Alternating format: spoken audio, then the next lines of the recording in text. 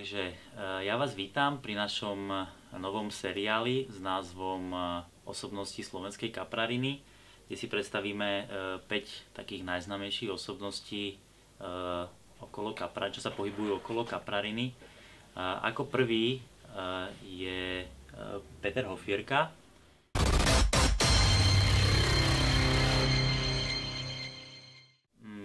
Peťo, čo ty a kaprarina?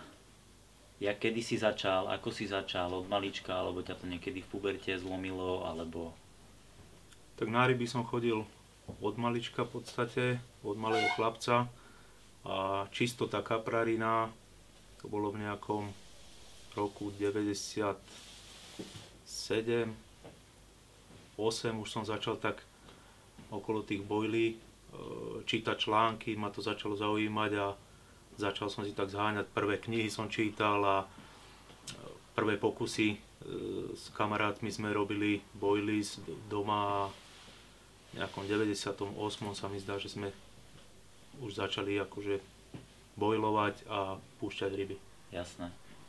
Čiže tiež si bol taká tá staršia škola, pamätáš určite také chytanie na kolienko, na zemiak a takéto veci? No ja samozrejme to z chleba cestičko a tieto veci, pufiny a rôzne takéto, čo boli na začiatku, ale to išlo skôr o tie klasické násadové kapríky a ako vždycky sa chytil medzi tými malými rybami, raz za rok sa chytila aj nejaká tá veľká ryba, nebolo to žiadne pravidlo, jak teraz, keď sa chytá na bojlis, vyslovene človek ide po tých veľkých rybách.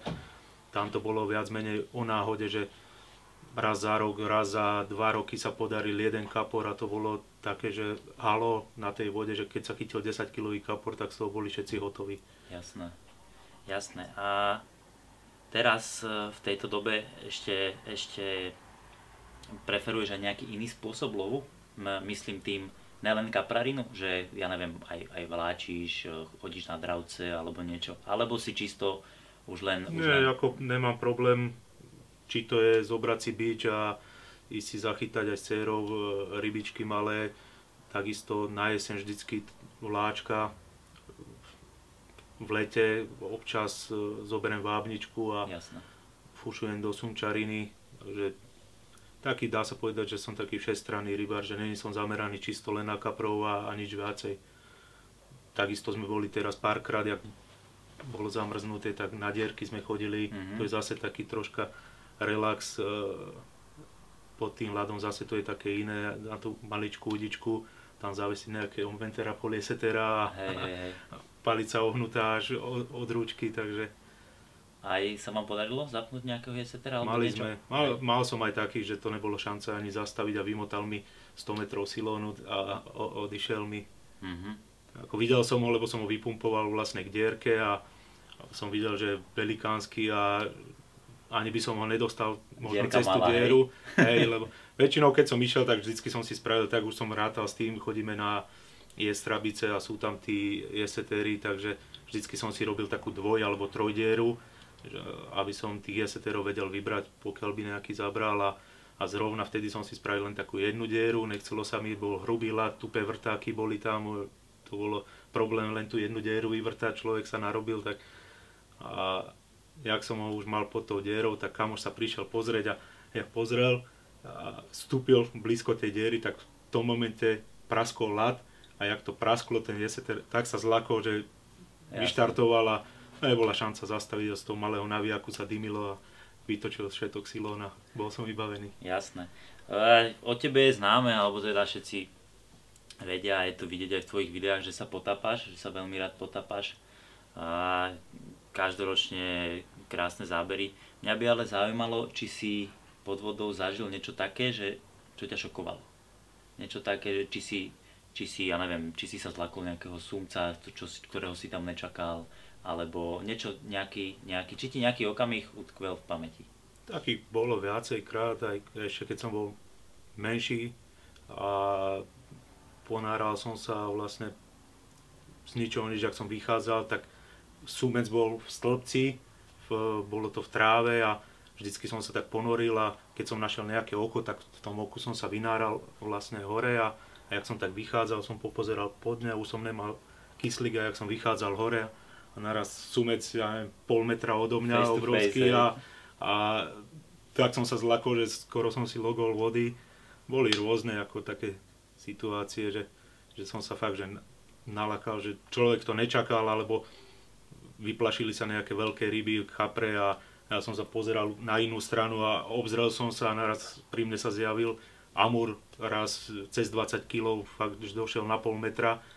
2 sekundy sme pozerali na seba a on sa zlakol, ja som sa zlakol a tak boli také humorné situácie. Dobre, jak ty hodnotíš sezónu 2016? Čo sa ti podarilo, čo sa ti možno nepodarilo? Počas sezóny som si stále myslel, že sa mi nejako moc nedarí, no ale potom keď som si to tak rekapituloval, tak na konci roka, keď som si to tak spočítal, tak nebola tá sezóna najhoršia. V podstate nevenoval som sa domácej vode toľko, jak som sa venoval rok predtým.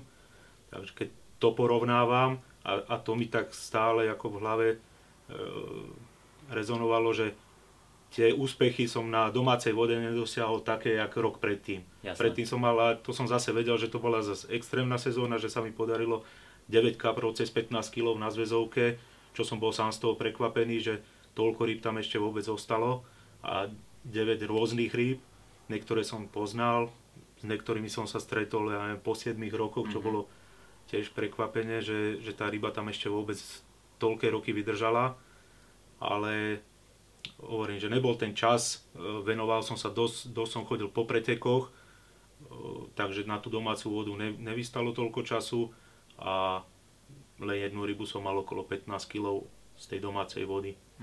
Takže, ale celkovo hovorím, darilo sa, dá sa povedať aj na pretekoch, 2 preteky sa mi podarilo vyhrať. Bol tam World Cup, tam sme skončili Zemiakovace na 4. miesto, ale myslím, že zo 180 pretekárov si myslím, že to je slušné. Alebo 120 tímov tam bolo, 120 tímov, tak.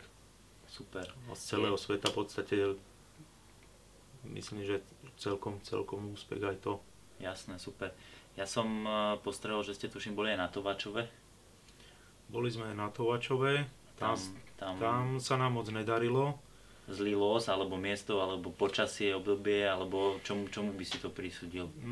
Viem, že tam mali chalani problém s trávou. Stále s nejakou trávou. Trávy tam bolo hodne, aspoň v tej časti, čo sme boli my. Ono to je také, že v tej zadnej časti, čo hovoria, že je plytka, tak tam je to viacej zarastené. Zase tá hĺbšia časť, tam sú miesta, kde vôbec není tráva. My sme tam mali, no ono keď to vypadalo, aj mi viacerí volali, že keď si pozreli tú mapku, jak sa postupne chytali ryby, tak už všetci okolo nás mali rybu, my sme v podstate boli bez ryby. No ale keď v tom reále to vypadalo tak, že v podstate susedia z pravej strany vozili to popri brehu, odtiaľ chytili rybu. Oproti sme mali Jara Tešinského, tento chytal v takom rohu, v podstate bol 300 metrov od nás. Oproti susedia takisto sa stiahli, na 100 metrov to chytali. No my sme si tam našli, ja neviem, 6 alebo 7 miest sme si rozkrmili a po 2 dňoch, keď sme tam pichli kameru, a aby tam ostal partikel, tak jednoznačne mi z toho vychádzalo, že tam tá ryba v tom momente není. Takže keď po 2 dňoch pustím dole kameru, nájdem tam kukuricu, nájdem tam tigriore a nájdem tam rozpadnuté pelety, tak tam absolútne ani biela ryba nebola. Takže my sme potom ubrali krmene, už ďalej sme to ako nekrmili, fakt po každom prevezení len pár guličiek sme hodili. Potom na nejaký, ja neviem, 3. deň som chytil prvého karasa, to už som dal fakt, že malú popku som dal, hovorím už na toto keď nechytím, tak na nič.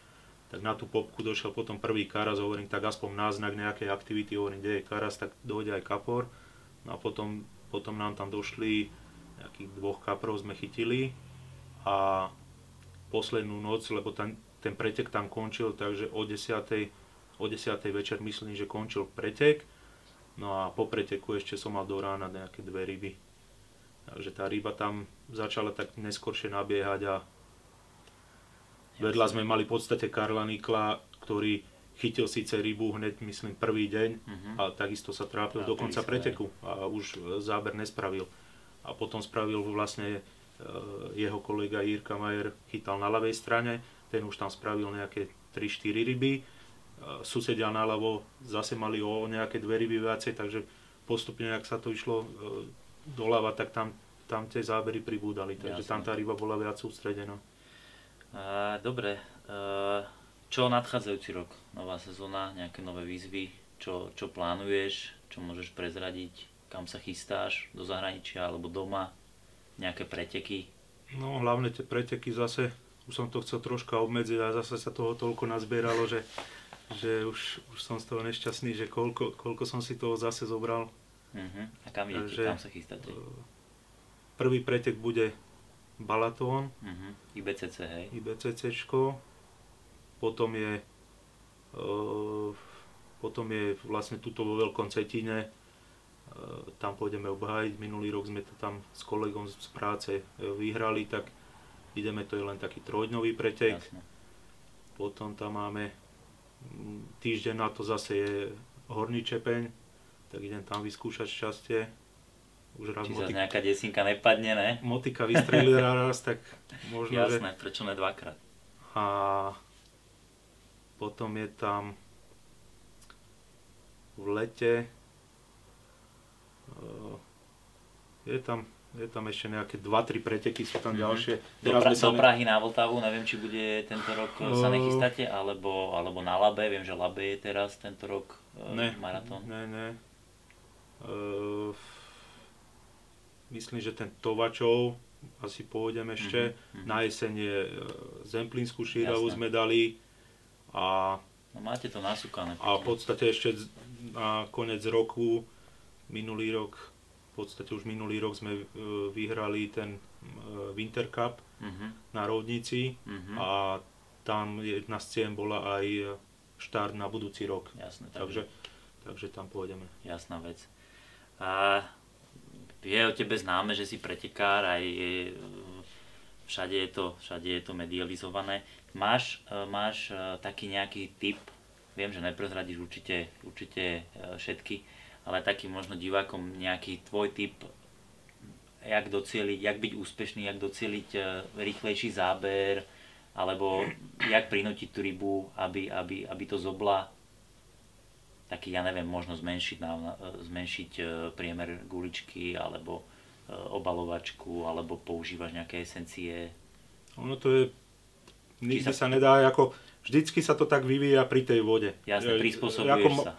Pokiaľ tú vodu nepoznám, snažím sa získať informácie o tej vode, čo je vždycky taký základ, že je dobré vedieť a pokiaľ si začne zháňať info z viacerých zdrojov, a niekde sa to začne stretávať, takže z toho začínam vychádzať, že a vždycky záleží, či sa chytá, boduje sa ja neviem, príklad od 3 kg, alebo ide sa po veľkej rybe, alebo ide sa o najväčšiu rybu, to je vždycky také špecifické, takže nejaké veľké rady sa tomto ťažko dávajú, ale pokiaľ ako rýchly záber, určite niečo, menšie nástrahy, menšie háčiky, zjemniť tú montáž, prípadne keď sa môže obaliť olovo alebo krmítko nejakým metodmixom, to rybu priláka, takže na tie rýchle zábery vždycky popka, tá väčšinou zafunguje, malá popka zdvihnúť,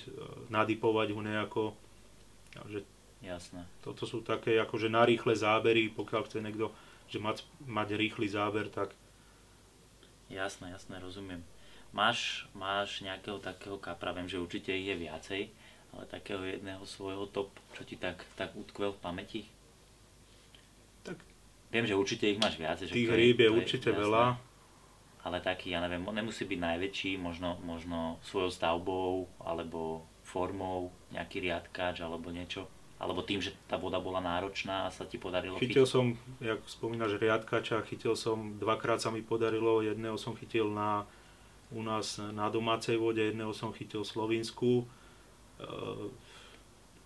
Takmer totožný, okolo 10 kg, ale fakt jak z katalógu, jedna rada šupín, takže nádherný, čo nezáležalo vtedy, že není nejaký extra veľký, ale fakt, že krásna ryba. U nás kapra, ktorého ja neviem, to je už možno 10-12 rokov dozadu. Väčšinou som chytal u nás samých šupináčov, strašne málo tam bolo listcov v tej dobe. Kamarát chytil takého starého nepravidelného riadkača, mal 13 kg, krásna ryba, bolo vidieť, že to je už stará ryba, že už má niečo za sebou a túžil som ho chytiť. Ďalší rok na to som ho stretol pod vodou toho kapra, chodil s takým menším kaprom, plával. Pri potápaní, hej? Pri potápaní a v podstate sa mi ho podarilo chytiť až po 7 rokoch. Ďalšiu sezónu som ho chytil znova a predminulý rok som ho chytil, po ďalších 7 rokoch som ho chytil znova. On sa drží v podstate za tých 14 rokov, alebo koľko tam bolo to rozmedzie, tak nabral len nejaké 2 kg. Takže to bolo vidieť, že už pri tom prvom ulovení, keď mal tých 13 kg, bolo vidieť, že tá ryba už nejako nepôjde hore a že to je stará ryba a ono nie je každá ryba dosiahne tých 20 alebo cez 20 kg. Niektorá ryba sa zastaví pri tých tento 13-15 kg a je to jej max. Jasne. Takže toto bola taká zaujímavá ryba, na ktorú rád spomínam a dúfam, že tam ešte stále pláva.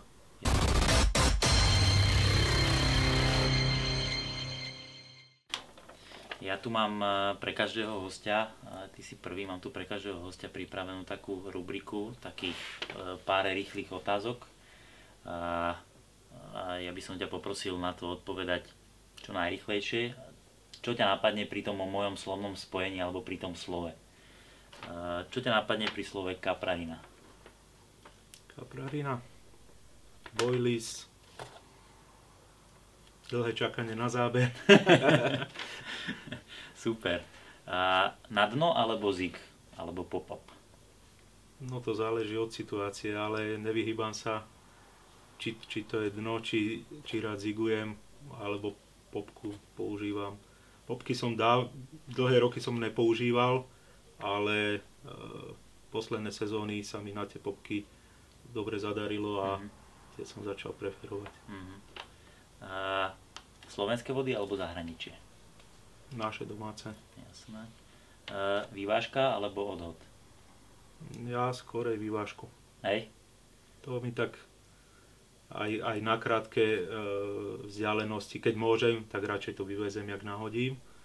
Neviem ako, ale záleží to od situácie. No. A montáž z PVA alebo bez? Viac menej bez. Bez? Dobre, super. Dobre, Hofi, ja by som ti chcel poďakovať. Díky moc za rozhovor. A takisto ďakujeme aj vám, že ste si pozreli toto video. A už o pár dní pre vás chystáme ďalší rozhovor s ďalšou osobnosťou slovenskej kaprariny, takže určite sa máte na čo tešiť a majte sa pekne. Čaute. Ahoj.